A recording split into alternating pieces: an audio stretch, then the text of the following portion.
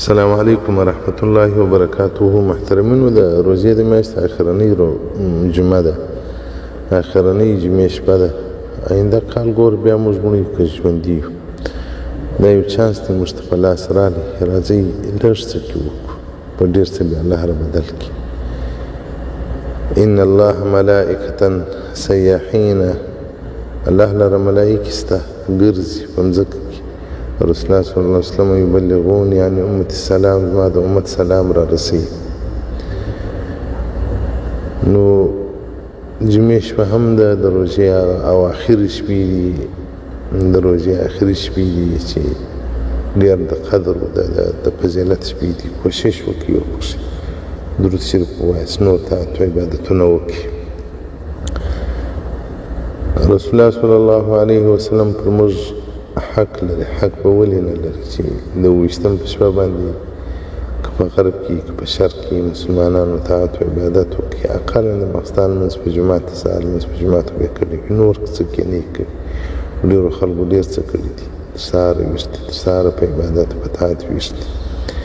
خو دغه شپه الله جل جلاله موږ تاسو ته په 83 کالو 4 میاشتو طاعت و عبادت را بدله کړه. نو محترمینو، چې ځکه ټوله سور اورسي او موږ په سجده امر کړول شو چې تاسو سجده وکړئ د شکر رب ته، او پر دا مځکه به د اور وي، نو به څومره زحمت څومره تکلیف به وي تر قیامته پورې چې په دغه موږ امر سوي یو.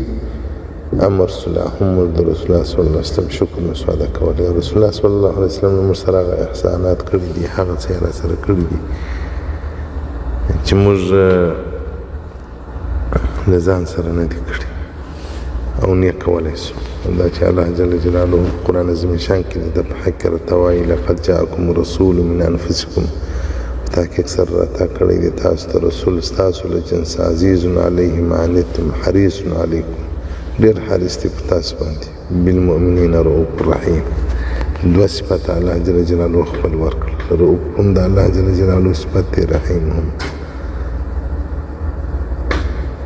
الله جل جلاله پر تاسو باندې رؤوف رحیم دی. نو زموږ تر ځانو چې موږ په خپلو ځانو د عمره ترحم نه لرو، د عمره رحم شفقت نه لرو، که رسول الله صلی الله علیه وسلم چې پر موږ شفقت کړی دی. رسول الله صلی الله علیه وسلم معصوم و، هغه جنتي و، هغه د الله جل جلاله په انبیاو کې او رسولانو کې هغه منتخب رسول و نبي و. هر څه چې کړي دي، کې تکلیفونه کړي دي، کې جړاوې کړي دي، کې بدخوابۍ کړي دي، زموږ دپاره یې کړي دي. نو پر موږ باندې حق جوړېږي چې موږ به درود او سلام پر محمد صلی الله علیه وسلم باندې وایو. نو راځئ د الله جل جلاله پر هغه نازولي شخصیت باندې درود شریف ووایو، ډېر یې ووایو. که څوک غواړي چې حالت ته ځکندنې وساتي، درود شریف دې وایي. که څوک غواړي چې په قبر کې مخ قبلې ته نیسي چپه، درود شریف دې وایي. که څوک غواړي چې په قبر کې فراخوالی ورته راسي، قبر ګوره دومره اندازه ځای دی، تاسو ټولو به لیدلی، ښځو به نو نه یې لیدلی ځکه مړو محلاتو ته یې د مړو پټولو ته ښځې نه حاضرېږي. نارینهو خو ټولو قبر لیدلی دی چې هغه بیخي ډېر ژور دی او بیخي ډېر تنګ دی، سړی کښېنستی نه شي. دا د دنیا له ښه ژوند و، د دنیا له استراحت و، د دنیا له خوشحالي و، د دنیا له موټرانو و، د دنیا له بنګلو و، د دنیا له هستیو څخه و دغه ته ورسي. دغه به نو تر دغه لا هم ورپسې تنګ کېږي، دومره به تنګ سي چې یوه پښتۍ به ترې رابلې واوسي، او دومره هم ازادېږي چې مد البصر چې سترګې دید کړي، سترګې یعنې دومره دید لري که اسمانونه، اول اسمان یې دوم اسمان به موږ وینو، او اهلن کې د اول اسمان او د مځکې تر مابین د 500 کلو لار ده. که غرونه نه وي د دنیا بل کونج به موږ ووینو. نو چې مد البصر قبر ازادېږي، نو د دې معنا دا ده چې بېر ازادېږي، پراخېږي.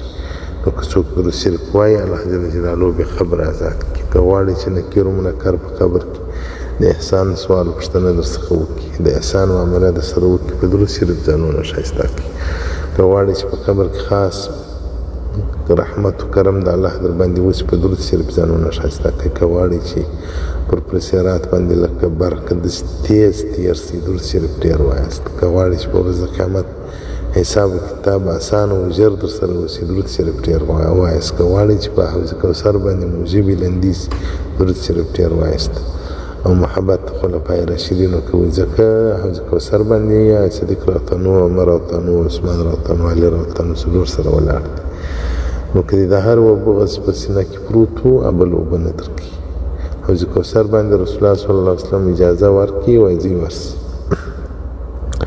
نو تر دا څلورو یارانو به پاڅېږي بیا به جنت ته انسان ځي. نو هر کوشش کوي په لمانځه کې دا دعا کوي اللهم ارض عنا وعن ابي بکر وعمر وعثمان وعلي. الله له موږ راضي شه د ابوبکر صدیق څخه راضي شه د عمر څخه راضي شه د عثمان څخه راضي شه د علي څخه راضي شه رضي الله عنهم له ټولو څخه الله ته راضي شه. الله جل جلاله دې موږ ته توفیق راکړي چې سعادت دارین په درود شریف باندې لاسته راوړو. که غواړئ چې په ورځ د قیامت د الله جل جلاله د خوږ نبي ملاقات ژر ژر وکړي درود شریف ډېر وایاست.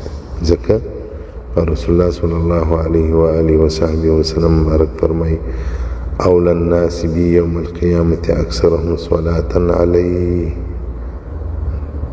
اول الناس يعني اقرب الناس الی. ستی ته ما ته ډېره ژوندي وي کور یې زما سره ژوندي وي راتګ یې را ژوندي وي هغه اکثرهم صلاتن علیه چا پر ما باندې ډېر درود شریف وایي ډېر درود شریف وایي. الله جل جلاله دې ډېر درود شریف را نصیب کړي. الله جل جلاله دې زموږ شپې په درود شریف مشغوله وګرځي. الله دې مرګ و ژوند په درود شریف کې را نصیب کړي. محترمینو د درود شریف فضائل د درود شریف برکات ستاسو په اولادو کې لا بالله راسي. که یو خور درود شریف وایي اولاد به سنګین وي. که یو ورور درود شریف وایي اولاد به معزز وي. په رزق کې به برکت وي. په ژوند کې به برکت وي. الله جل جلاله به له ظالمانو وساتي. الله جل جلاله به له بدخواهانو وساتي. الله جل جلاله یعنی سعادت دارین څه معنا د دنیا نېکبختي به هم په نصیب سي د آخرت نېکبختي به هم په نصیب سي. صفحه 1 ارقام 208 الاعلام بفضل الصلاة على نبي صلى الله عليه وسلم والسلام د امام نمیری چې په 1543 کې وفات شوی دی. دا کتاب دی. والسلام علیکم ورحمة الله وبرکاته ورضوانه.